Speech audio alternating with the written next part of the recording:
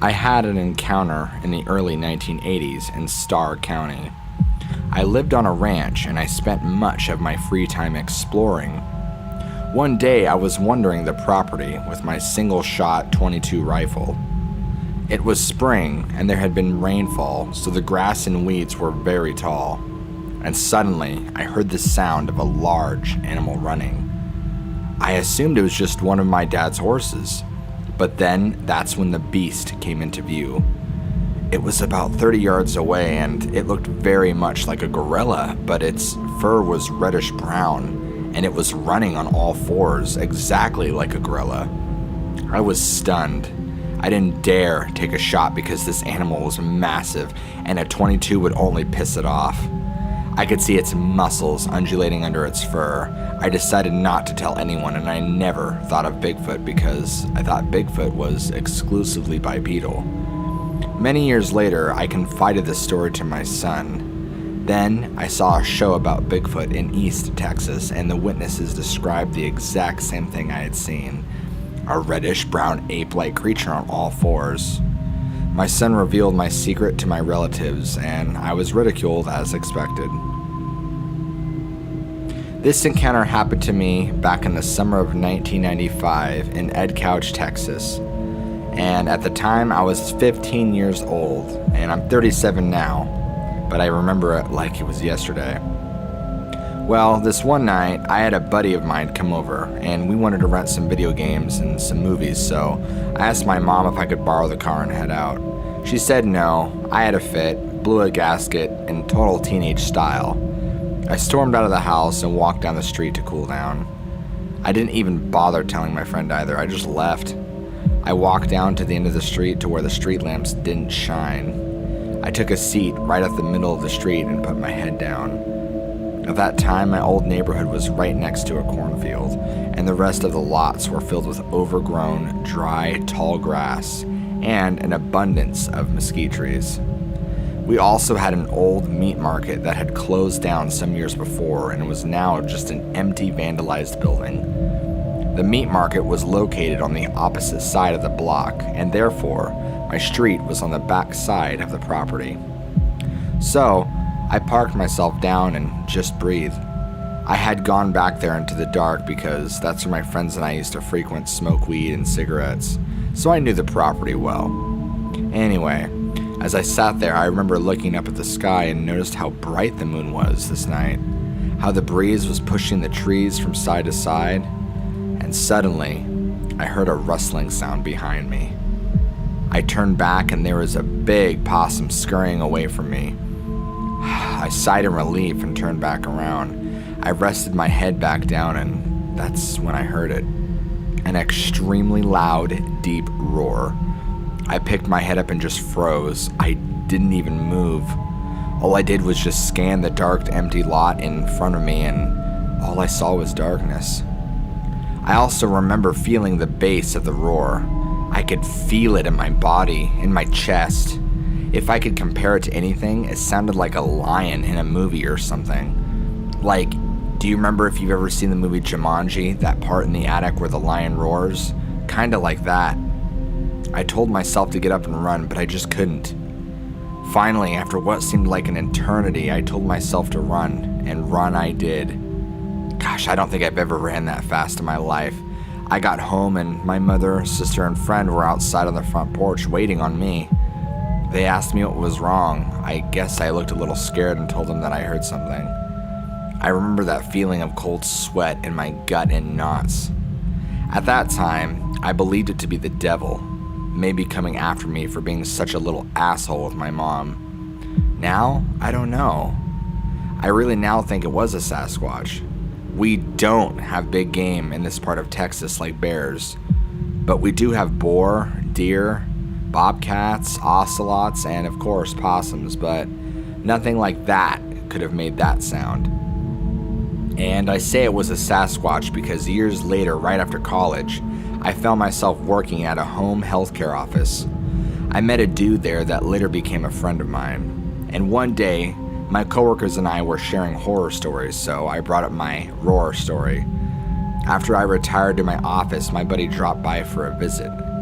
He told me he had a story to share too, which was odd since he didn't share it with the rest of the group minutes earlier.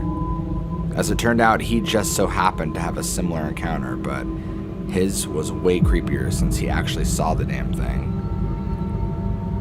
According to him, he said it happened in around 2008 to 2009. He and a friend were crossing the Mexican border into the States along the Reynosa-Hidalgo border.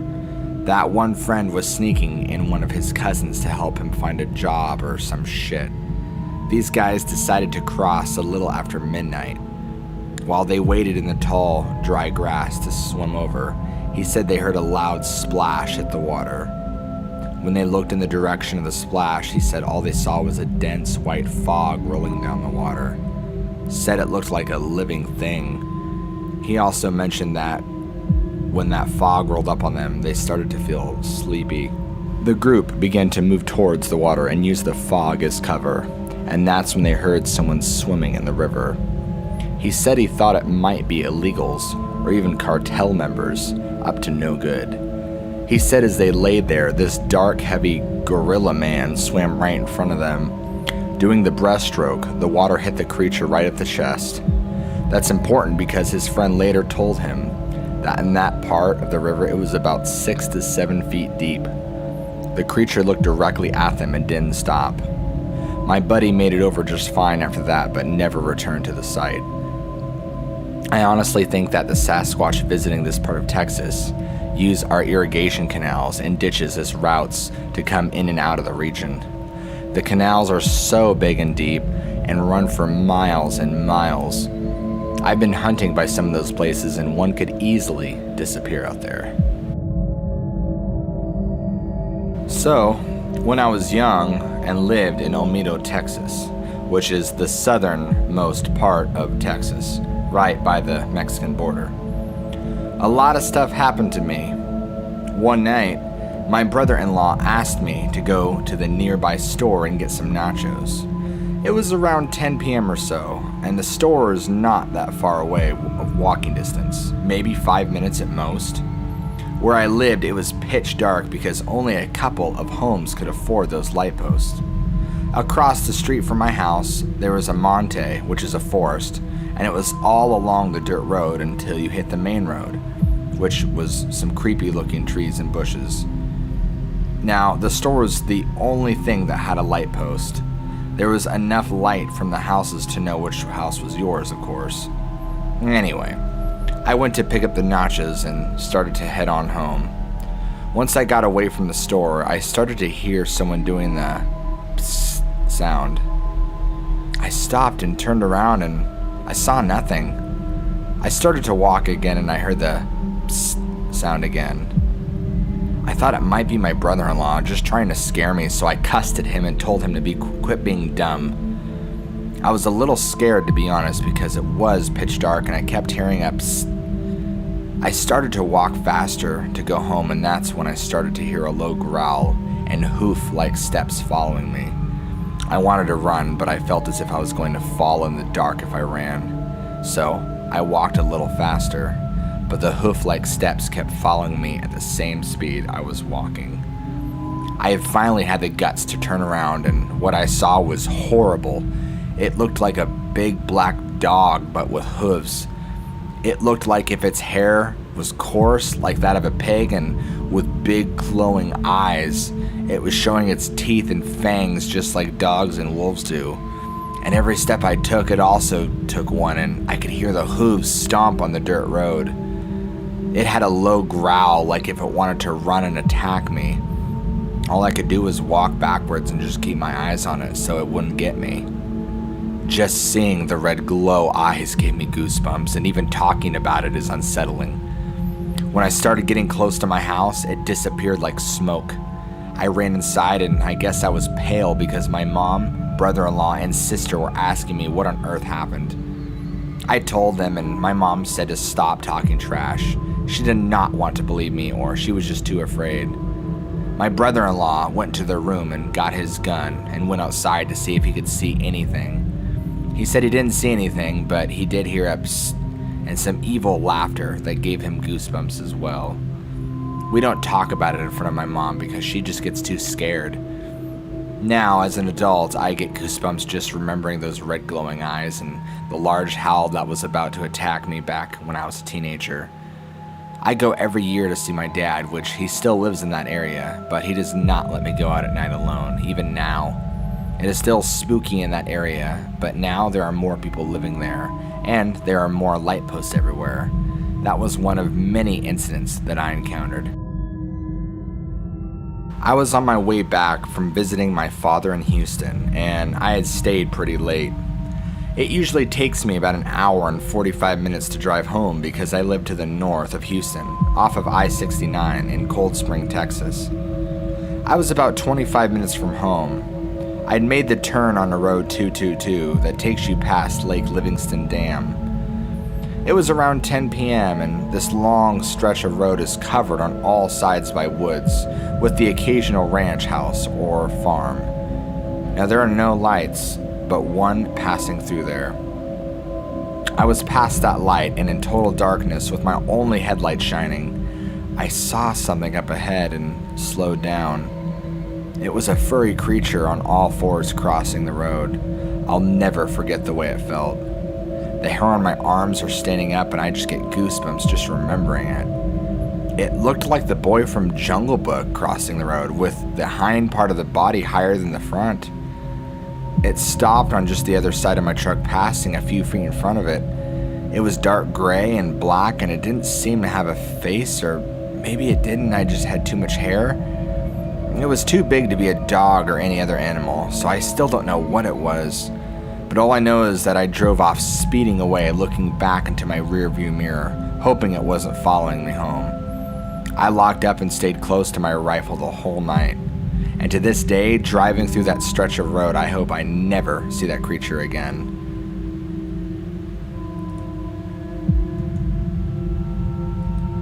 This story is from a man from Killeen, Texas. Today, I am sharing an experience from my past. I was around 11 or 12 at the time this happened, and it occurred in the region of Central Texas.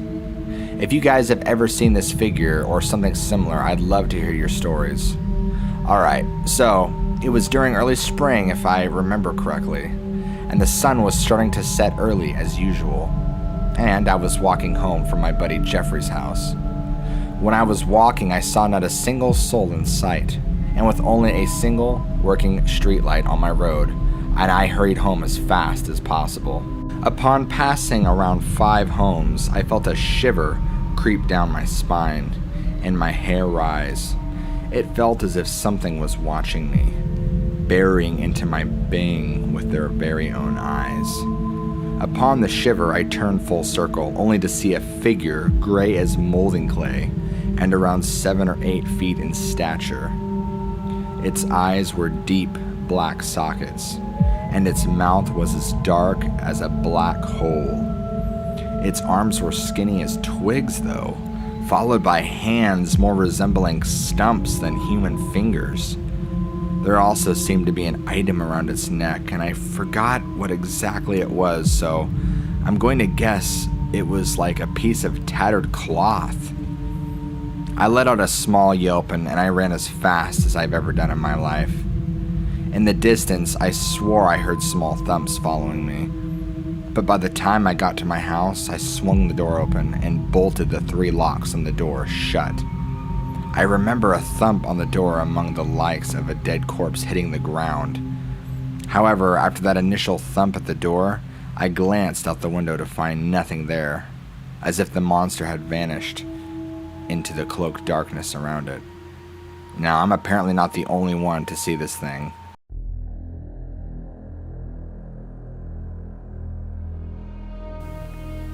I used to work at a cheese factory on the edge of a cornfield in southwestern Minnesota. There were a series of days in the summer of 2004 or 2005 where it was just so hot that the milk being delivered to us in trucks would evaporate before we even got it. It made work easy. The dearth of milk denied us any actual labor, but management wouldn't let us not come to work, so we would just show up and mess around all shift. I was working nights at the time, It was 2 or 3 a.m. and I was out on the loading dock watching bats fly around the floodlights, because I liked being out in the cool night air. The corn was about as high as my shoulder, so roughly 5'10". As I was watching the bats, I looked down at the edge of the cornfield. Something was moving there. It was the size of a small child and very, very skinny, pale, and was something that looked like a head of straight black hair. It moved in a sort of jerky gait, like someone dancing the robot badly. It moved in chunks, legs, then hips, then torso, shoulders, neck, and finally the head. It was looking back into the cornfield, or at least I felt like it was. I felt prickly all over. I didn't know what it was. I thought it was a heron or something at first, but it looked too much like a person. It didn't move like a person though. Gradually, step by step, it moved toward me. Letting my curiosity better my fear, I moved toward the edge of the dock, which was raised a few feet off the ground. When I got within a few feet of the edge, the thing looked right at me. I was paralyzed. I could have run, but I was stuck somewhere between terrified and intrigued. It moved its face, still pointed at me. It ratcheted its body in that discerning, jerky movement toward the cornfield and went into it. I tried to watch where the field moved as it passed, but the corn remained perfectly still. I noticed that all the crickets were silent. After a few minutes, nothing happened. I stood out there for an hour, but it never came back, and I never saw it again.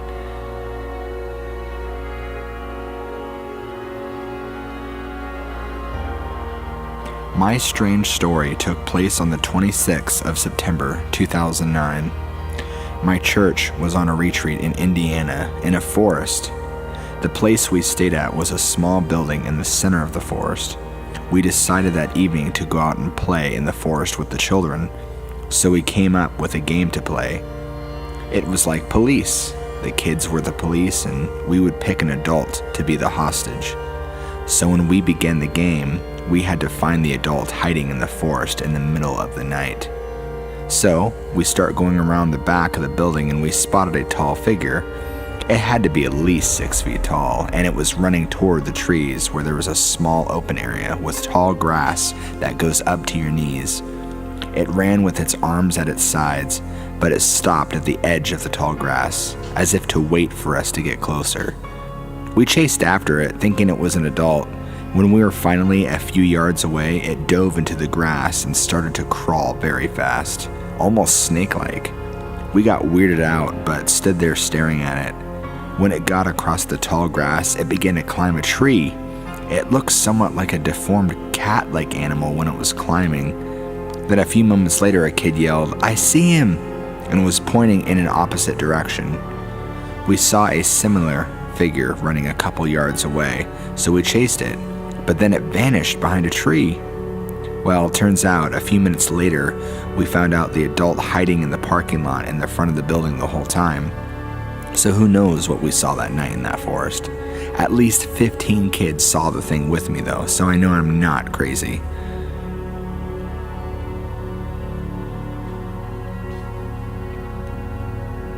I was driving on the Broadkill Road in Broadkill Beach, Delaware around dusk in July 2007. Now, this road borders a swamp area. Standing on the side of the road by the swamp, my daughter and I saw a creature like we've never seen before. It stood about 2.5 to 3 feet tall with long legs, a tan body, a flat, almost puggish face, and a long tail. It had small ears and looked to be about 30 pounds-ish. My other daughter and her friend also saw the same animal the year before around the same area, except it was night and it ran in front of their car. I asked the lady who owned the Broadkill Beach store about it, and she said she had seen it once when she was dirt biking with her dad in that area years ago, and both her and her dad had no idea what it was, even though she was raised around Broadkill. She said we're lucky to have spotted it, as very few people have seen it. We even went to the Prime Hook Reserve, and this is kind of what the swampy area is called, museum, and they had no idea what it could be. I'm wondering if anyone else has seen it and what the heck it is.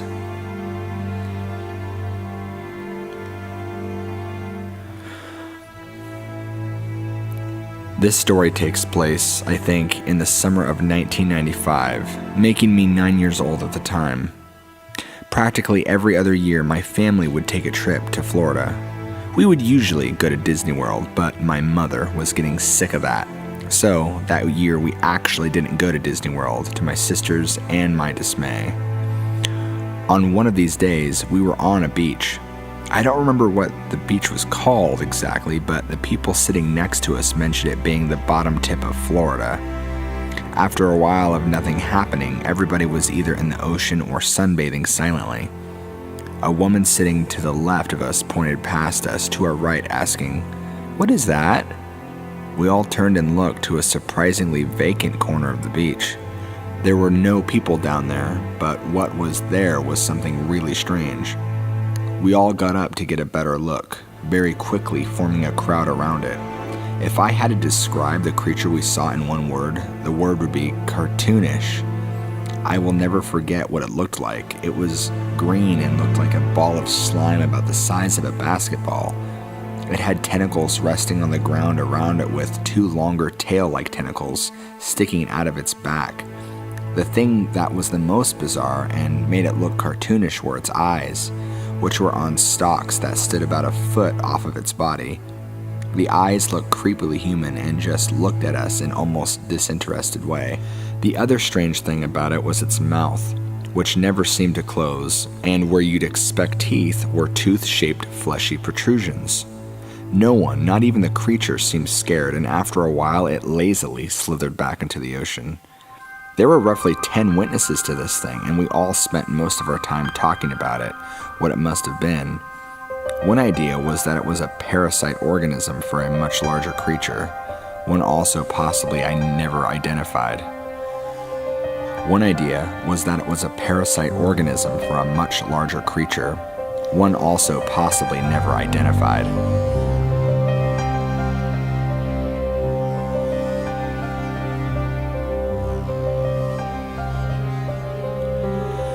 You will never believe what I saw one very cold, dry November night. My family and I moved back into a new house upon a hill on a little back road in the very small town of Fort Gray. Fort Gray sits right on the east side of Kentucky. The population of my town then was probably just a couple thousand. My family and I were unpacking. We had not yet put the furniture in its rightful places, and everything was still in boxes. Overwhelmed with working all day, I retired around 11 p.m. I put my little brother on the couch and I took his bed, since my bed wasn't even put together yet. His room faces the front of the house, and his window is around 20 to 25 feet or so off the ground. I was looking out the window when I saw it. It stood about 7 feet tall, and I had no idea what it was, but I was frozen. I had never been that scared in all my life, and all I could do was just lay there and just stare at this thing. It was sitting in a tree about 50 feet or so off the ground, about 50 feet from the house across the yard. It felt like an eternity, and I couldn't breathe. I couldn't even blink. It had big, red, bright, glowing eyes looking dead into my face. I finally worked up enough courage to close my eyes and put my head under the covers, and when all of a sudden this thing smacked the window, I went through the house screaming, "There's something outside!" I was crying hysterically. My mom and dad looked at me and said, "What's wrong with you? It looks like you've seen a ghost." My face was snow white. I said, "I don't know what it was, but please, Daddy, don't go outside." I begged and begged. He came back in and said that there was nothing out there. I kept screaming and saying, "Yes, there is. Yes, there is." When I explained to them what I saw and how I felt, they said I was crazy. But to this day, I will not go outside by myself. And even today, someone still has to watch me to my car. I have heard of some pretty crazy things going on up on that road, but I never expected to experience anything myself. My husband and I went to the theaters and watched Mothman Prophecies. I was reliving that night all over again. The way they described feeling and what saw was remarkable. My husband looked over at me and said, "Isn't that what you described to me when we first started dating?" I couldn't say a word. After that moment, I knew what I saw. I believe in all heart of hearts I saw the Mothman. It's just a little weird. I only live about 80 miles south of Point Pleasant, where all that took place 37 years ago, and it was exactly 32 years to the month when I saw it. Back in September of 2004, I was hiking in the Arashiyama area outside of Kyoto, Japan. I had decided to leave the touristy area and set off alone in a random direction toward the mountains. I found myself on an old trail through the forest. After a while, I encountered an old man with a long white beard. He carried a staff and was dressed in coarse blue robes, like a peasant out of a samurai movie.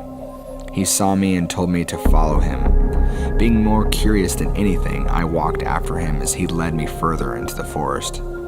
He spoke at length about the beauty of nature and how people cut down forests and polluted the earth, and told me that humans must learn to protect and respect nature. During the whole exchange, he never spoke about himself or asked any questions of me. After a while, he said he had to leave and then showed me another trail, saying I should take it when I wanted to go back to the city. He then left by that trail. I happened to pass the same place on the way back that evening, so I took the trail the old man showed me. Only minutes later, I ended up completely lost and couldn't even find the trail itself to retrace my steps. It was getting dark out, and as I shone my flashlight around, I noticed an old white fox watching me from nearby. I could have sworn it was watching me with an amused look on its face, but as soon as I shone my light on it, it ran off into the bushes. I remember reading all sorts of old Japanese stories and legends about fox spirits that can take human form, and I feel like I may have seen one that day.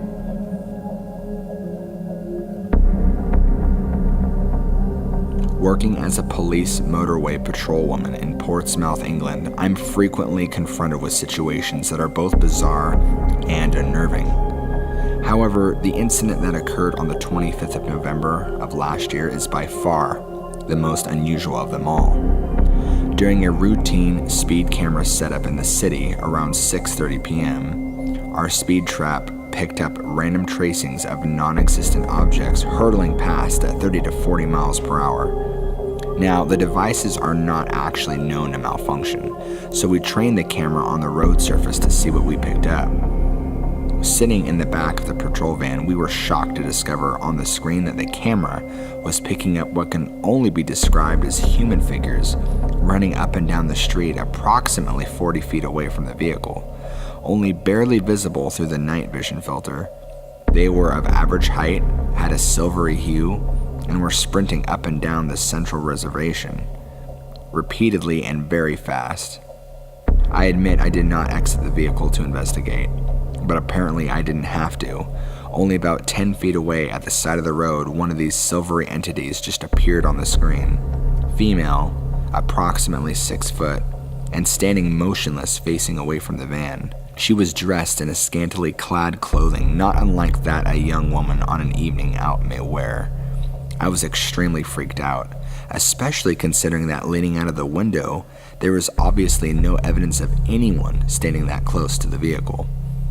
As the first vehicle only 5 minutes from the first sighting drove past, all visible evidence of the entities had vanished. Nothing occurred from that time till the end of my duty at 9 p.m., and yet, when I played back the footage from the camera, the silvery objects and the woman were not even on the tape. Obviously, I did not report the incident, but friends and fellow officers agree that it is highly unusual and none of them had experienced anything of the likes before. The following happened in Vidor, Texas on June 20th, 2000, at around 1 a.m. I just got off from work and was headed east. Now, on this road, there is a 90-degree turn, and at times you have to watch because cattle might be out and on the road. That morning, that's what I thought had happened. No one else was on the road, but I saw red eyes that would look at the truck lights and look down over and over, and I knew something was not right. I was driving on the left side of the road, and when I got close, I noticed that this red-eyed creature stood about 5 foot tall and sported black hair all over its body. I stopped the truck and got out my spotlight and shined it on this creature. It seemed like forever, but I know that it was only a few minutes. This creature raised its arm above its head and let out a terrible scream that I have heard before. It turned around and went behind a house and left. I have heard this sound before when I lived on the Teal Road in Orange, Texas, just a few miles from this location. I have traveled this road many times hoping to see this creature again and never have. I'm told this creature is related to Bigfoot.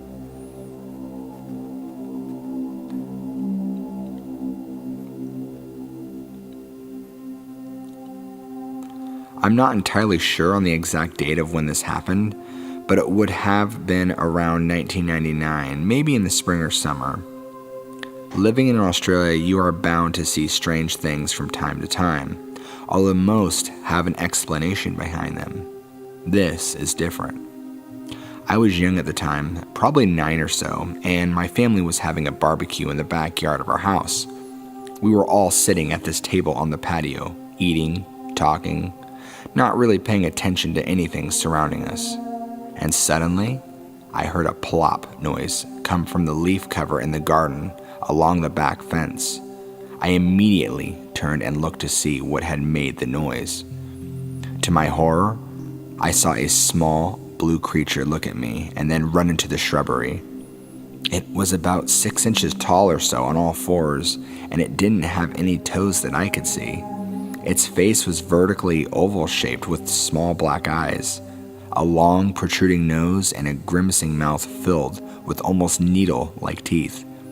The outer of the face was dark blue, sort of like a mane, but it looked hairless, and the rest of the face and body was light blue. The best I can describe the body is like that of a lion, except with short legs, no tail, and less sculpted. I looked at my brother and he said, "What was that?"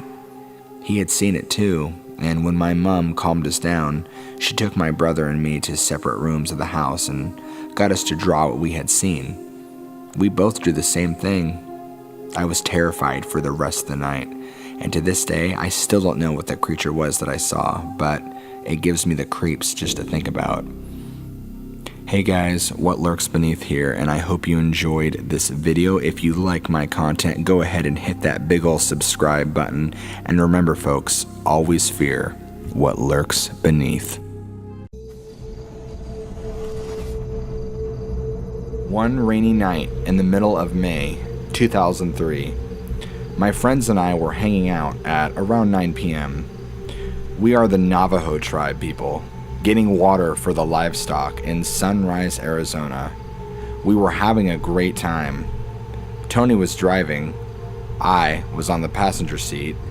John and Cody were sitting in the back seat. We were telling jokes and cracking up. We got to the windmill, and we started the water and waited for it to fill the barrel. We were walking around looking at the local cows, but then the water started to overflow.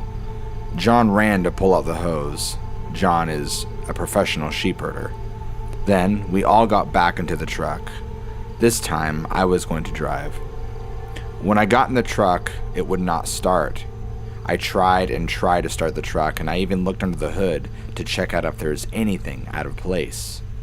Nothing. I went back into the truck. Tony had wanted to go and mess around with the cows, and so did John and Cody. While they were out there, I was trying to figure out what was wrong with the truck. Suddenly, a sound so loud that I jumped up. I thought it was just the guys throwing rocks to scare the cows. So I kept on work and looked for the problem. Then I heard the sound again. I got out of the truck and yelled for the guys to stop doing that. They started to come back. When they got back to the truck, I asked them if they threw rocks to the windmill, and they all said no. That's when I got the chills. Then we went back to where the cows were, and Tony stayed with me this time. Then we heard the sound again, only this time it was harder. Tony yelled to them and told them to stop. There was no answer. Usually they would tell him, "Zuhia," which is a calm down joke in Navajo language. He called them once more, but no one yelled back. This is when we started to get worried. Really worried. We started walking out into the dark looking for them. We called out their names, but no one answered. We had no flashlights. The only light we had was the moonlight, which kept coming in and out of the clouds. We could barely see where we were even going. After about 10 or so minutes, we finally found them. They were on the ground, almost shivering, and their eyes wide open. Tony and I thought about the worst that could happen. I mean, we have heard stories about these Skinwalkers, or in Navajo, the Yanagulushi. We have experienced encounters before, but not like this, or at least not with us out here in the open. We know what we had to do, but we didn't know if there was only one or a few more. Then we heard some scrambling noise in the bushes nearby. Tony and I were very scared at this point, but when we heard it again, but on our right, and then our left, and then in front of us, and then finally behind us, just made us freak. It all happened in just about 3 or so seconds. The chills literally ran up our back, and I knew Tony always had some Navajo mountain tobacco or blessing cedar to protect us from these skinwalkers, but he didn't have either of them. So, Tony and I made a run back to the truck with half-dead bodies of Cody and John. We heard the footsteps of something running after us. We made it back to the truck and we all got back in, and that's when it went silent. Then the witchcraft that the skinwalkers put on Cody and John wore off. All of a sudden, some sickly-looking coyotes jumped on the hood of the truck. There were 3 creatures that had the body of a coyote, but a little more human-like features. They could walk on all 4 of their legs, or just their 2 back legs. They had eyes that were crystal blood and red. They had the smell of dead animals, and the smell was so unbearable. We all fell back into our seat and started to scream like little girls. They started to sing or chant. We knew they were speaking in Navajo, but we were so terrified that we couldn't tell what they were saying. Then, some tall, long-haired, furry black creature with crystal-like eyes was just outside Tony's window, breathing heavily with the ugliest face we've ever seen. Tony looked right at it and jumped back so fast and powerful that he almost knocked out Cody. The creature blew something like powder through the window and onto us. We all started to slow our breathing and calm down, and after seconds, it was quiet. We started to knock out one by one. Next thing you know, we woke up the next day face down, butt up in Tony's bedroom. We never found out what happened to the skinwalkers, but we had a series of ceremonies that was to protect us from the sickness that the skinwalker had placed on us. The medicine man told us that the people who did this to us were after us because of jealousy. They were jealous of us because of all the things we have and all the accomplishments we've done. So, we had their power turned around to backfire on them, and it was supposed to get them back with the witchcraft that they laced onto us. After we had the ceremonies, Tony went back to his house, and his mom said that night we just walked through the door about 1:30 a.m., got a glass of water, and went into my room. She also said we were so quiet she thought we were sleeping. Up to today, we still hang out, but we still get water and take care of the livestock. But we will never forget what happened that night. When I was about 12 years old, I was driving with my father on a road from Window Rock, Arizona, toward I-40 junction near Sanders, Arizona, and this road is located on the Navajo Nation.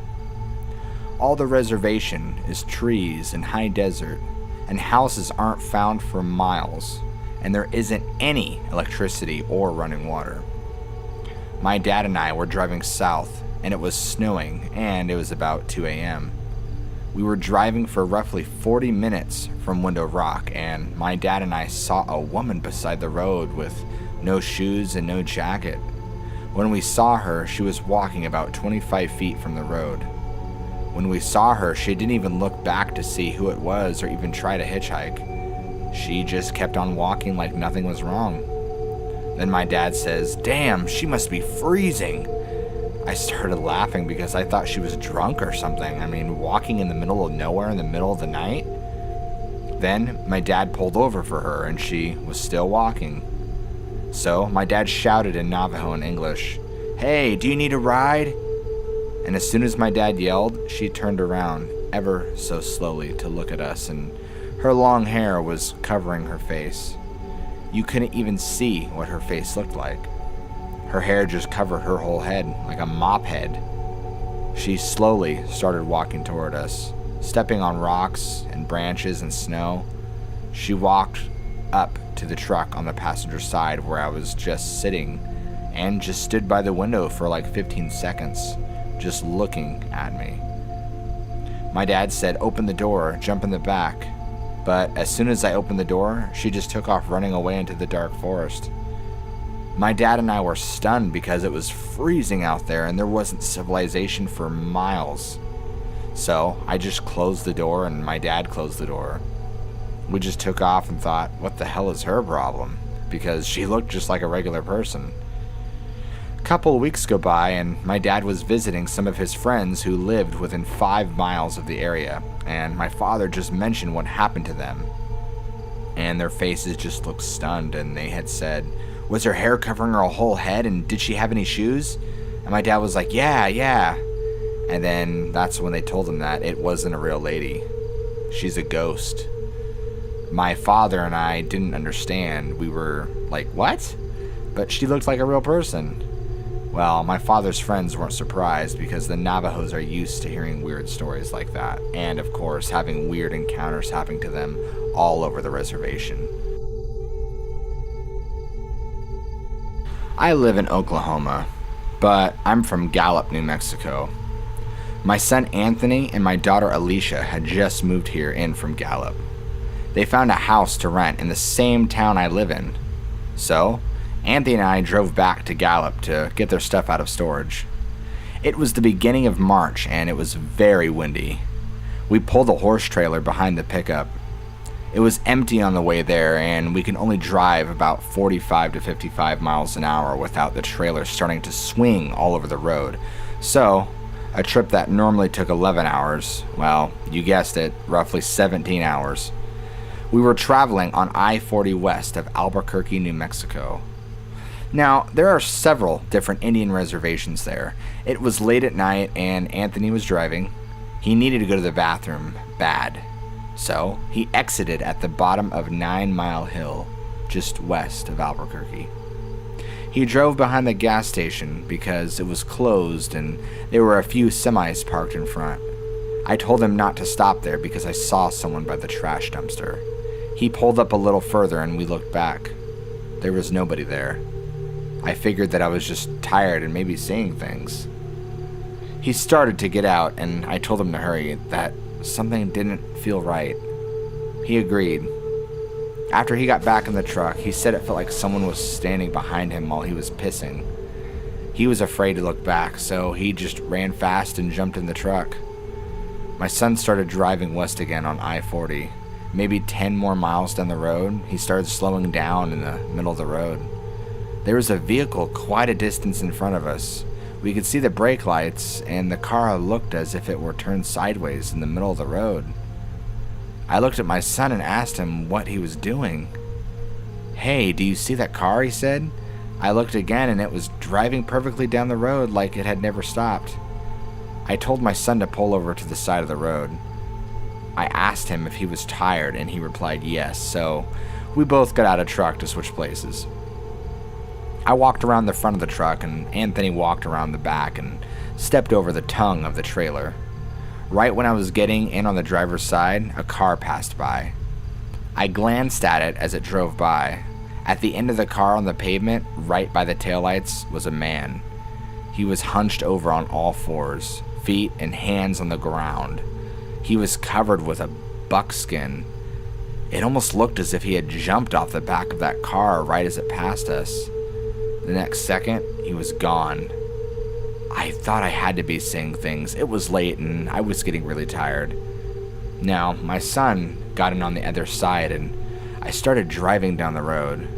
I didn't say anything about what I saw, but I glanced in my rearview mirror to see if the trailer was keeping steady. I didn't want it to get out of control. When I glanced back, I noticed something flapping in the wind off the trailer. It looked as if it were the bottom of a jacket, or maybe the bottom of the buckskin I saw draped over the man in the road. Then I asked Anthony if he had seen the man in the road behind the car. He said yes and explained to me what he saw. It just so happened it was exactly what I had seen. He then asked me if I had seen a man leaning against the back of the trailer, but I said no, that I hadn't looked in the mirror on that side. Anthony said that when he was getting in on the passenger side, he had glanced at the back of the trailer and saw a man leaning against it. He said his face was hidden, but he could see blue glowing around his face. He described it as the color of the blue that you see when you light up a cell phone. I then told Anthony that there was something on the back of the trailer, or maybe even on the tongue of the trailer. At this point, Anthony eventually fell asleep, but I kept paying attention to the rear view mirror instead of the road. In the mirror, I could see a shadow of 3 stick-like fingers. At one point, I almost missed a curve in the road. It was a good thing that I was driving slowly, because there was a good 100-yard drop-off on that curve. We made it to Gallup around 3 or 4 a.m. I woke up my son to go unlock the gate at his dad's house, and when I opened the door, the cab light came on.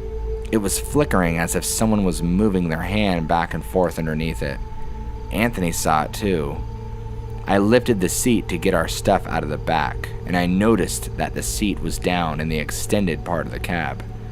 When we left on our trip, the seat was up and can't be put down unless someone is releasing a lever from both sides of the pickup. I shouted at Anthony to come back to the truck to witness the seat. I kind of felt like I was going crazy. We went in the house and we went to bed. The next day, we loaded up the trailer and drove back to Oklahoma. When it started getting dark, I looked in my rearview mirror and I could see the side of the trailer perfectly from the brake light of the truck. The night before, I couldn't see a brake-like reflection at all. So, whatever was riding with us was on the back of the bumper covering up the taillight. Anthony's theory was that a Skinwalker saw us, pulled over on the side of the road, and knew we were tired and was going to try to make us wreck.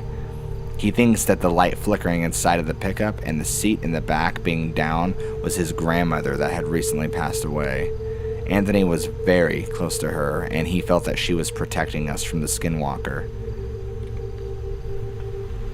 As a teenager, I would visit my grandmother at her home on the Navajo reservation for several weeks every summer. I loved to spend time with her, eat her delicious fried bread that she made, and hear her tell us stories. Every so often, my grandmother would hire a worker to do odd jobs around her house and property. Well, one evening, right before the sun went down, I was asked by my grandmother to take him home, which was about 4 miles out of the valley where she lived. I was more than happy to, seeing that I was only 14 years old and was asked to drive a truck. Mind you that on the res, nobody cares that you're only 14 years old and driving around. Hell, there's hardly anybody around to see you anyway, so my 9-year-old brother jumped in the truck cab with me while this worker and my dog shared the tailgate of the truck, and, well, we were off. After I dropped the worker off at the shack that he and his brother call the house, we headed back down the road to grandmother's. As I mentioned before, it was evening and the sky was a deep red as the sun began to set behind us. We were leaving a nice dust trail from the dirt road, and the radio was playing music from the only radio station that could be picked up from the nearest town of Holbrook, Arizona. There was nothing unusual, nothing weird. It was at this time that my eye caught movement of something in the bushes a little up the road to the right of us. I remember slowing down, thinking that it was one of the many free-roaming sheep in the area, and they would dart out in front of the truck. As I passed where I thought I saw it, I sped up, thinking nothing else of it. But then, out of nowhere, I just felt this dark feeling of fear and dread. I had no idea why I was feeling this way, but I definitely felt that something was wrong. As I play this memory back in my mind, there are only a few clear memories that I have of that evening. I clearly remember looking in my rearview mirror and seeing the dark silhouette of something very tall and very skinny that seemed to be covered with some kind of hair or fur running behind the truck after us. Whatever it wasn't normal or human at all. I remember hearing my brother crying and my dog barking ferociously at whatever was chasing us. I remember speeding very fast and shaking violently as the truck bounced on the washboard dirt road. I distinctively remember that this thing was only getting closer as my brother cried, "It's coming up on your side!"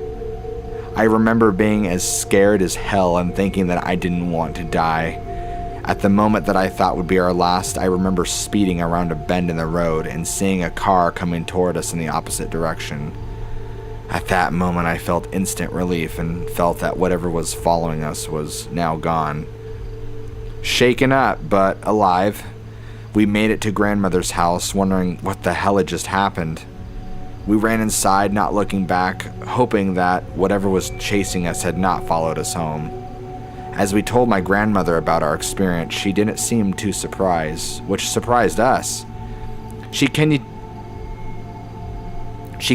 by repeating stories that we had already heard at one point or another about black magic, witches, and something that the Navajos call Yinadlushi, or Skinwalkers. Needless to say, I didn't even want to look out any of the windows at all the rest of the night.